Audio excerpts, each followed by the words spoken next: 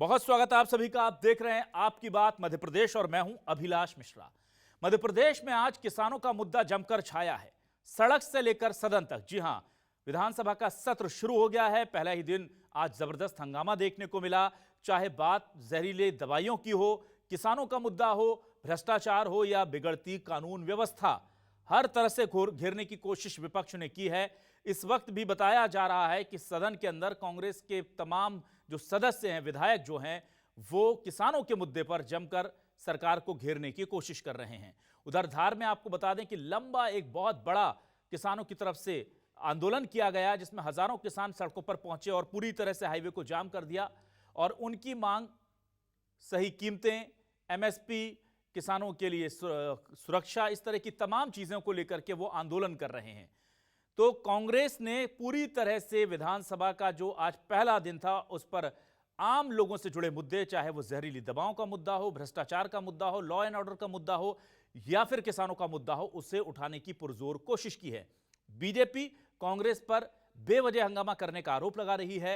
अब ऐसे में क्या वाकई में मध्य प्रदेश में हालात बहुत खराब हैं या ऐसी स्थिति नहीं है जैसा कांग्रेस दिखाना चाह रही है? इसी मुद्दे पर आज शुरू करते हैं आपकी बात।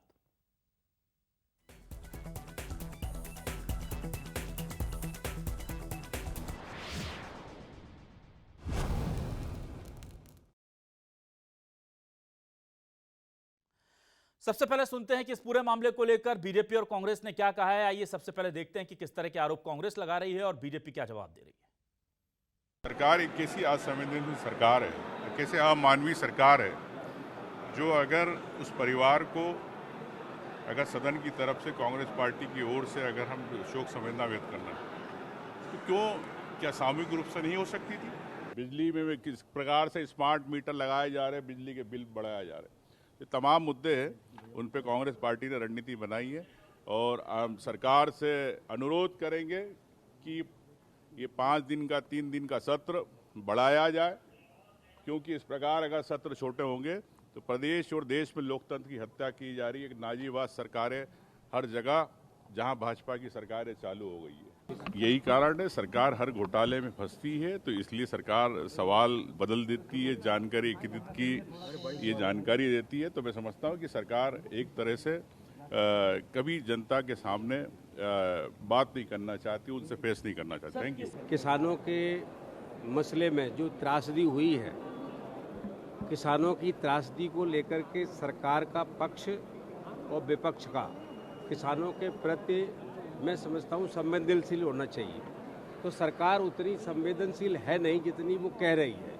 मेरे प्रश्न भी थे, उसको उन्होंने दिया। कांग्रेस पार्टी के अन्य जो विधायक है उन प्रश्नों के जवाबों को भी बदल दिया है। तो सरकार जैसा चाहती है कि अगर उनके पास उत्तर उपलब्ध नहीं है तो उसमें कोई उत्तर देना नहीं चाहती है और पूरी तरह से प्रश्न को बदल देती है। पूरे विधानसभा को और विधायकों को सबको सरकार गुमराह कर रही है और पूरी तरह से सरकार डंडई और बेईमानी कर रही है। कांग्रेस की बेईमानी है। इन्होंने 2 लाख रुपए किसानों को देने के नाम पर सरकार तो बना ली थी और 4,000 रुपये बेरोजगारी भत्ते की बात की थी। जनता ने, किसान ने, सबने इनको नकार दिया है। इसलिए कांग्रेस सिर्फ आरोप लगा सकती है, लेकिन यदि किसानों का कोई कल्याण कर सकता है तो वो डॉक्टर मोहन यादव की सरकार कर सकती है। इस तरह का भोना प्रदर्शन जो है उसके अभिव्यक्ति के लिए ये मैं उचित नहीं मानता। ये सामाजिक रूप से भी हम सबकी हमेशा ही चिंता होनी चाहिए।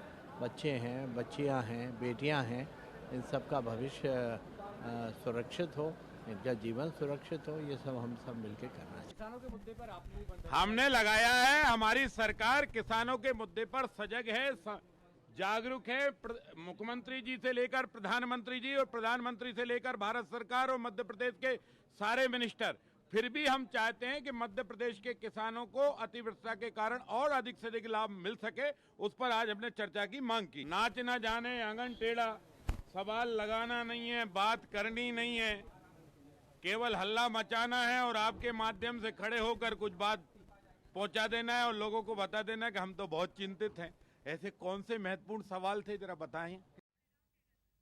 और आइए देखते हैं हमारे आज के सवाल क्या है। सवाल लेकर आ रहे हैं आपके टेलीविजन स्क्रीन पर। ये रहे सवाल हमारे आपके सामने। एमपी विधानसभा में जबरदस्त हंगामा, छिंदवाड़ा के सिरप कांड की पूतना से तुलना। अतिक्रमण और किसानों के मुद्दे पर अपने भी उठा रहे सवाल। धार में कर्ज माफी एमएसपी को लेकर हजारों किसानों का बवाल। कांग्रेस बोली भ्रष्टाचार, मिलावट और महंगाई की मार। बीजेपी बोली जन कल्याण में लगी है सरकार। एमपी विधानसभा में बीजेपी विधायकों ने भी सरकार को घेरा। कांग्रेस ने जहरीले सिरप, किसान और भ्रष्टाचार का राग छेड़ा।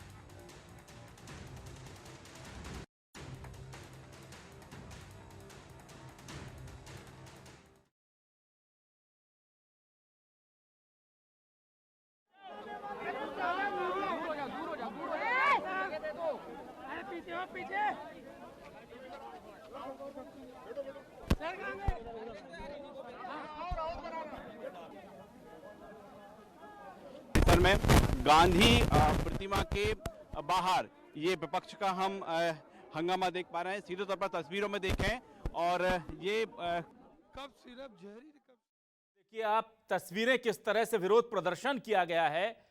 कफ सिरप के जहरीले प्रयोग से जो छिंदवाड़ा में बच्चों की मौत हुई थी इस्तेमाल से, उसके बाद कांग्रेस इस पूरे मुद्दे को उठाना चाह रही है।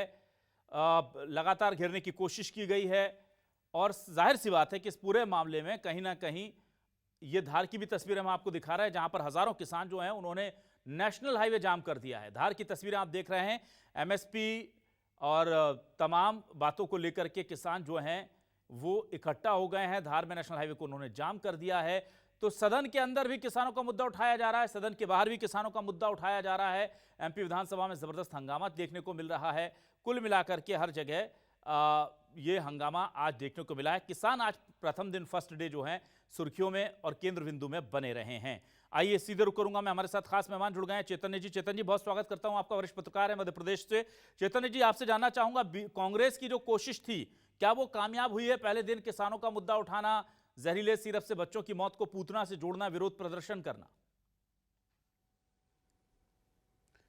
देखिए, लोकतंत्र में विरोध करना किसी भी विपक्षी पार्टी का सबसे बड़ा कर्तव्य होता है, और विशेषकर मध्य प्रदेश में जिस तरह से जो जहरीले सिरप से मौत हुई है, और दूसरा जो सबसे महत्वपूर्ण मुद्दा है वो है किसानों का। किसानों को खाद नहीं मिल रही है, यूरिया नहीं मिल रहा है, उसको लेकर किसान भारी परेशान हैं। तो कांग्रेस के लिए तो एक बहुत अच्छा मौका है कि वो अगर किसानों की बात कर रही है और किसानों को खाद देने की बात कर रही है, सरकार को घेरने का प्रयास कर रही है। ये बात अलग है कि अभी मुख्यमंत्री जी ने भी अधिकारियों से कहा है कि भाई कि जो खाद की व्यवस्था है वो सुचारू रूप से चलना चाहिए, लेकिन सवाल इस बात का है कि आपूर्ति कितनी है और लगना कितनी है। उस पर भी डिपेंड करता है कि अगर आपके पास 100 बोरी की मांग है और आपको 50 बोरी मिल रही, तो 50 बोरी कहाँ से आएगी? उसमें कलेक्टर या दूसरे अधिकारी क्या कर सकते हैं? कांग्रेस प्रदर्शन कर रही इस बात को भी लेके कि भाई आपका जो सदन का जो सत्र है वो मात्र 3 दिन का है। अब 1,500 से अधिक लगभग प्रश्न लगे हुए हैं। आप खुद सोचिए कि 1,500 प्रश्नों का उत्तर सरकार कैसे दे देगी?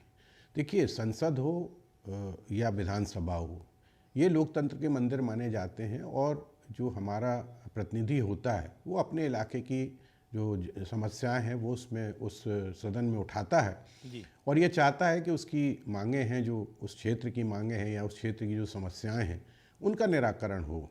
लेकिन अब देखिए, आप 3 दिन में कैसे बात होगी, क्या होगी? पहले ही दिन तो हंगामा हो गया, आपने देखा होगा, कोई पूतना बन के आ रहा है, कोई कुछ बन के आ रहा है। तो विरोध प्रदर्शन का अपना एक तरीका हो सकता है कांग्रेस का, लेकिन ये दोनों पक्षों को सोचना होगा, और विशेषकर विधानसभा अध्यक्ष को भी सोचना होगा कि भाई हम सत्र 3 दिन की जगह अगर 10 दिन रखें तो इसमें बुराई क्या है? उसमें तमाम जो मुद्दे हैं वो भी आ सकते हैं। जो विपक्ष है वो अपने सवाल पूछ सकता है, सरकार उनका उचित उत्तर भी दे सकती। अभी स्थिति क्या होती है कि जैसे बताया गया है कि करीब 1000 सवाल जो हैं वो ऑनलाइन किए गए हैं और जो 500 सवाल हैं वो ऑफलाइन होंगे। अब 500 सवाल भी 3 दिन में कैसे पूरे हो सकते हैं, उनका कैसे जवाब दिया जा सकता है? दूसरी बात ये होती है कि जो सवाल आते हैं उनका जो जवाब है वो अफसरशाही दे देती है, अधिकारी उस डिपार्टमेंट का होता है वो जवाब दे देता है। वो जब आप मंत्री पढ़ लेते हैं, अब उसमें कई बार प्रतिप्रश्न भी उठते हैं, तो वो प्रतिप्रश्न का उत्तर नहीं दे पाता मंत्री, तो उसकी भी स्थिति कई बार असहज हो जाती है।